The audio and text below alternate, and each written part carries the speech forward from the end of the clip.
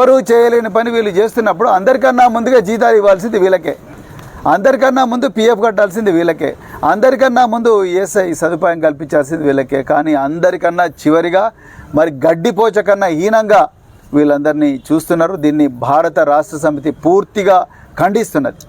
అందుకొరకే ఈరోజు మరి తెలంగాణ ప్రభుత్వాన్ని మేము అర్జెంటుగా వీళ్లకు రావాల్సిన ఈఎస్ఐ పిఎఫ్ మీ దగ్గర ఎన్నో ఫండ్స్ ఉన్నాయి, మరి ముఖ్యమంత్రి గారు అంటున్నారు మూసీ సుందరీకరణ అంటున్నాడు, దానికి 1,50,000 కోట్లు పెడతా అంటున్నాడు. అయ్యా ముఖ్యమంత్రి గారు, మూసీ సుందరీకరణ గంగలవాడని కానీ ముందు వీళ్ళ జీతాలు ఇవ్వండి, వీళ్ళ జీతాలు నెలకు 1వ తారీఖు ఇవ్వండి, వీళ్ళ పిఎఫ్ ఇవ్వండి, వీళ్ళ ఈఎస్ఐ ఇవ్వండి, తర్వాతనే మూసీని సుందరీకరించండి. మీరు మూసీ సుందరీకరణ జనాలకు అరచేతిలో స్వర్గం చూపిస్తున్నారు. ఇక్కడనేమో మీరెవ్వరూ చేయలేని పని, మన పిల్లలు చేయలేని పని ఇక్కడ మున్సిపల్ కార్మికులు రెక్కాడితే డొక్కాడిన పరిస్థితిలో చేస్తున్నారు. ఇప్పటికీ 3 చచ్చిపోయినారు.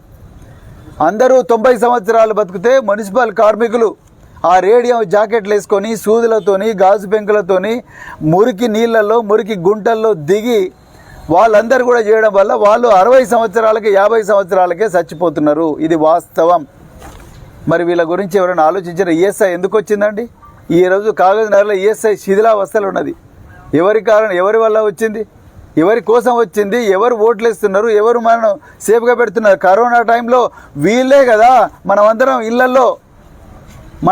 ఇళ్లలో దాచిపెట్టుకుని ఉంటే బతుకు జీవుడా అని చెప్పేసి ప్రాణం కోసం వీళ్ళు ప్రాణాలకు తెగించి చచ్చిపోయినా మంచిదే, ఈ దేశాన్ని సురక్షితంగా ఉంచాలని వీళ్ళే కదా ఆ రోజు మరి హ్యాంకీలు పట్టుకొని లేకపోతే ఏం లేకుండా కూడా ఏ రక్షణ లేకుండా కూడా రోడ్ల మీదకి వచ్చింది. వీళ్ళ కోసమే కదా ఆ రోజు మరి మనమందరం కూడా ఇంట్లో మిద్దెల మీద ఎక్కి గంటలు కొట్టింది.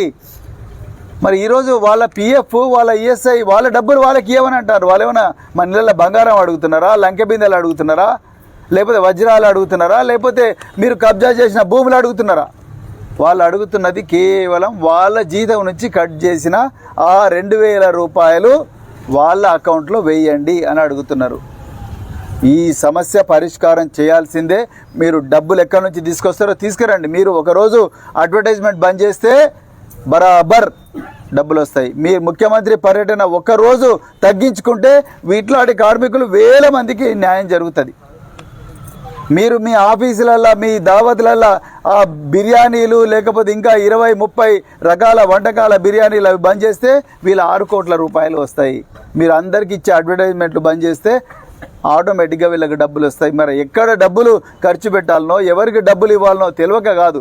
ప్రభుత్వం మున్సిపల్ కార్మికులు అంటే వీళ్ళని ఏం చేసినా నడుస్తుంది, వీళ్ళకి ఏమైనా నడుస్తుంది. రెండు మాటలంటే అయిపోతుంది, లేకపోతే 2 పోలీస్ కేసులు పెడితే అయిపోతుంది, అంతే.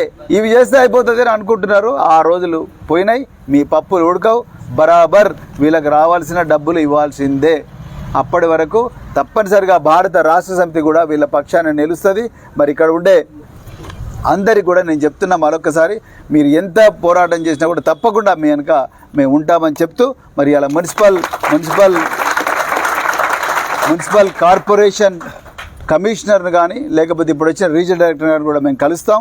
అదేవిధంగా అవసరం అనుకుంటే హైదరాబాద్లో ఉన్నతాధికారులతో మాట్లాడతాం. మరి మాట్లాడిన తర్వాత మరి ఇప్పుడు సీతక్క గారు ఉన్నారు. సీతక్క గారికి మరి చెప్పి ఎన్నో రోజులైంది, మరి ఎందుకు ఇంతవరకు కాలేదు? 8 నెలలు అయింది వాళ్ళ ప్రభుత్వం వచ్చి. ఎక్కడ పోయిండు మున్సిపల్ అడ్మినిస్ట్రేషన్ శాఖ మంత్రి? ఒక్కరోజన్నా ముఖ్యమంత్రి ఆయనే కదా, ఆయన శాఖనే కదా, ఒక్కరోజన్నా దీని మీద రివ్యూ చేసిండా? అమెరికా ఒక్క ఫోన్ కాల్ చేసి చెప్పొచ్చు కదా, వీళ్ళ డబ్బులు వీళ్ళకి ఇచ్చేయండి. ఎందుకు చెప్తలేడు ముఖ్యమంత్రి? సో దీన్ని బట్టి అర్థమవుతున్నది ఏంటంటే వీళ్ళ గురించి ఎవరు పట్టించుకునే వాళ్ళు లేరు.